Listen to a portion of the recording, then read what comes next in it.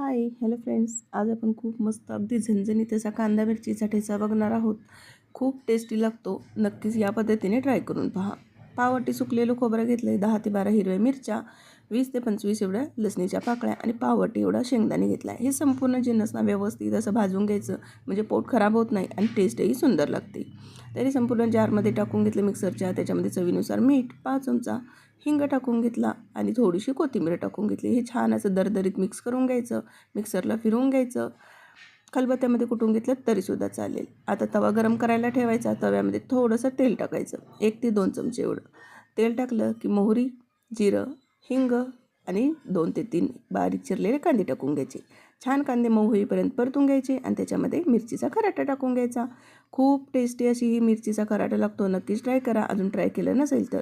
आणि चॅनलला like, share, subscribe करायला विसरू नका. चलो बाय.